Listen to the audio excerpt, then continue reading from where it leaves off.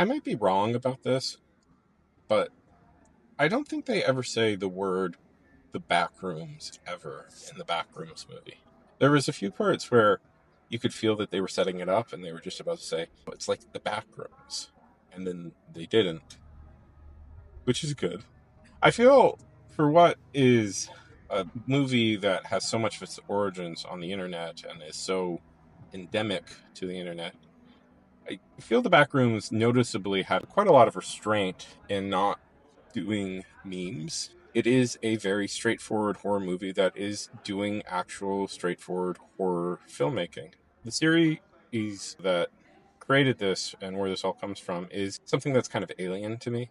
I've never watched it. I've heard of the Backrooms, obviously, and I appreciate what it's done, but I've never sat down and gotten super into the mythology, so I only say that to hint. I don't come into this with any preconceived notions about the lore. I watched this as a movie, and as a movie, I liked it. Did I like it? I wanted to like it, and that always makes me nervous when I go into a movie where I'm like, I want to like this. But the more I think about it, the more I like it.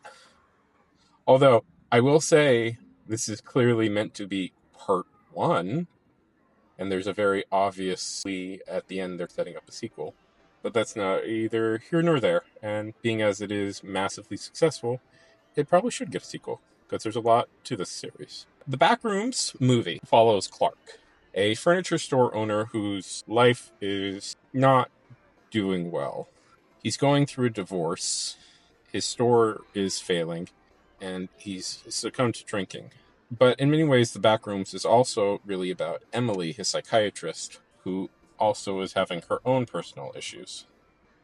But Clark finds purpose in life when he discovers the backrooms. Again, Keeley, they actually never say the word backrooms in the movie. This mysterious place that seems to exist outside of space and time and is just endlessly repeating. I really like the description in the movie where they claim it is trying to remember, and every time it remembers, it forgets a little bit more. So you're not seeing a room. It doesn't know what a room is. It's just been described a room. And it's trying to replicate this idea over and over again. And that's really where the terror is. This is a movie, like a lot of great horror movies, I think, that realizes that fundamentally what is scary is set design.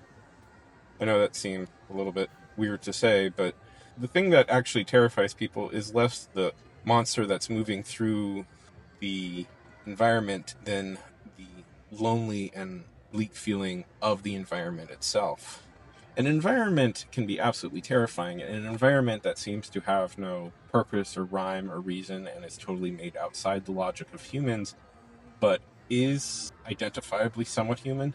It's almost an uncanny valleyness that the set design invokes, and it needed to invoke it because this is the most important thing.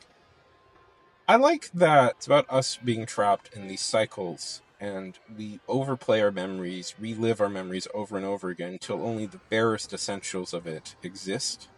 It's a movie about being trapped in cycles, about succumbing to the terrible things that the human mind likes to inflict on its host for fun. And that really spoke to me as a person. I really got that. So we're going to go into a little bit of spoiler territory, I guess. So it does pull a trick, I would argue. Clark is actually kind of the decoy protagonist in that he is a person who is refusing to accept his problems and deal with them head on and is just constantly repeating them over and over again and indulging in more and more bleak stuff. And he is forever stuck. Clark was already stuck in the backrooms before the backrooms found him, and I think that's really interesting. But yes, by the way, this is definitely... I've heard some complaints. I tried to avoid a lot of reviews of this movie because I wanted to come in with my own thoughts.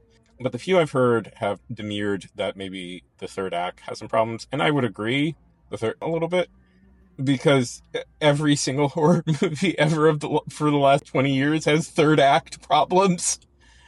But that's neither here nor there. I don't know.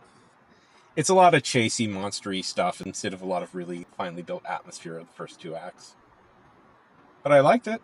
A few just completely random thoughts. Did you know that this was supposed to be a period piece?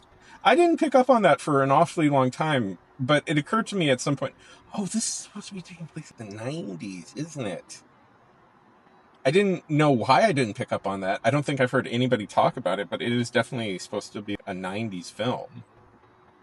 I don't know exactly what that means, but it's something interesting. But I liked it. I'm never good at signing off on these. It's not the most undeniable masterpiece in the world, but it is a incredibly strong modern horror movie that knows the exact sort of movie it wants to be, achieves it well, and I'm going to be honest, that those last few shots were frankly really haunting to me as we see images of our characters now being repeated endlessly in the back room. That is really great. It's a movie that was worthy of being made, and I really respect it. And I'd be curious to see what they do with part two, because I'm going to be frank, they're very clearly setting up part two. This is very clearly positioning itself as a series. But I'm curious what they would do with it.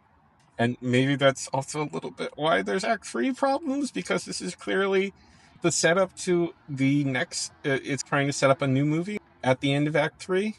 But I like it, and I would watch Act 2. Backrooms Part 2. Re-enter the backrooms. Oh, no, that's fun to think. What would be the most worthless sequel? Backrooms 2. Back to Room. Oh, no. Back to, and it would be T2. No, it would be the number 2. The Backrooms. That would totally ruin it. Thanks for watching and indulging me in this. I hope I helped you decide if you like this movie. Bye.